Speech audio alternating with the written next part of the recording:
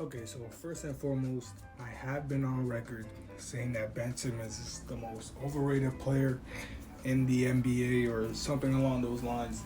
And honestly, more recently, I've been sitting down really thinking about it. And more, I'm starting to blame Ben Simmons less and less for, what's been happening lately. Obviously, the situation with the 76ers has become virtually unfixable. He's not talking to Joel Embiid. He's not talking to, ownership and whatever. And I'm starting to realize that maybe this wasn't exactly Ben Simmons' fault because I was really thinking about it. Who drafted Ben Simmons number one? It wasn't Ben Simmons. Who said Ben Simmons was the next LeBron James or the next Magic Johnson?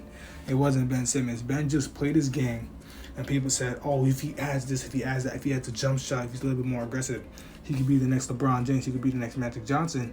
And maybe that just wasn't his game, and people just kind of always put expectations on Ben that maybe was unfair because he never, it's not that he never showed that he could do that, but it just wasn't his game, and people just always just pronounced that on him. It's obvious that Ben Simmons has some serious mental struggles, and he just wants to be perfect. That's why you see him passing up wide open layups and not shooting wide open threes because he just feels like he has to be perfect because of all the comparisons placed on him. And honestly, if I'm Ben Simmons, it's not fair to see, my teammate Joel Embiid kind of call me out, in press conferences, my own coach call me out because it's almost like they're setting me up for failure, especially the front office. I feel like more of the 76ers struggles has to do with the people that they put around Ben or the lack thereof. Obviously, JJ Redick was a good fit. They let him leave. Jimmy Butler was pretty good. They let him leave. Tobias Harris is, he just doesn't deserve that contract straight up. So I think you could blame more the front office and, obviously Doc Rivers keeping him in the game. Honestly, some people were like, you have to keep Ben in there. I don't Skip or Shannon said something like, you have to keep him in the game to like keep his confidence. But honestly, I don't even think Ben would have wanted to be in there, because it just wasn't a good situation for him because he still cannot shoot free throws. And if you just can't shoot free throws, you just can't shoot free throws. LeBron could really shoot free throws. I don't think LeBron, obviously you're not subbing out LeBron, but, Ben just didn't need to be in the game then. And it's just like they're putting these unrealistic expectations. Like if he hasn't shown that he could, shoot the late game free throws, why keep him in the game and then criticize him after when he doesn't make them? It's almost like they're kind of setting Ben up for failure. And I could kind of understand, where Ben Simmons would be angry and upset. However, the fact that I could take rookie Ben Simmons and put him with now Ben Simmons, you could barely tell the difference, is kind of a problem. Obviously it's not too bad because Ben Simmons just overall is a pretty good player. There's a reason why he's all defense. There's a reason why he's an all-star and all that because he just is a good player. But he needs to add more to his game. He just needs to. You just have to. Even though, players develop at a different pace. And is Ben Simmons never, ever, ever going to be a three-point shooter? I don't know. He still has time to do that.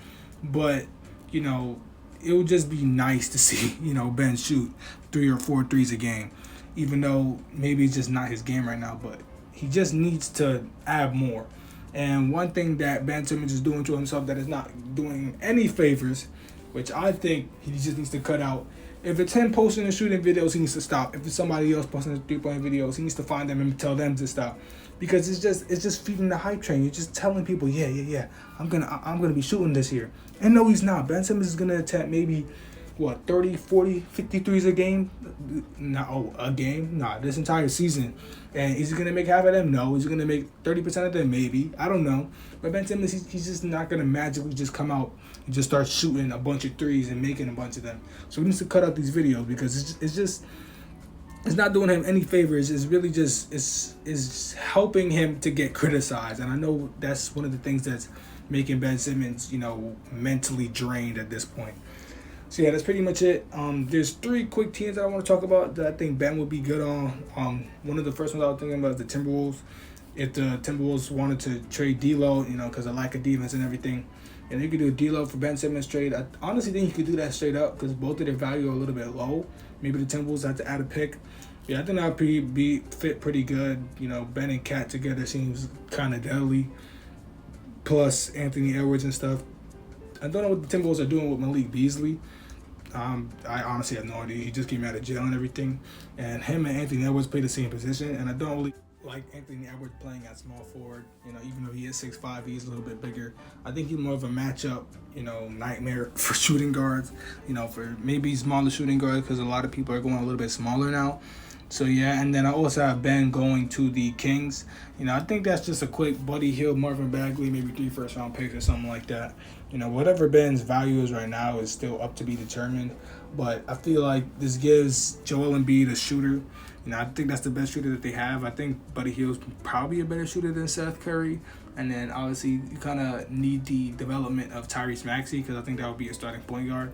But I think that would be pretty good. And Tobias Harris could play either small forward or power forward. So I think you could probably start Marvin Bagley on that team. Maybe. I don't know.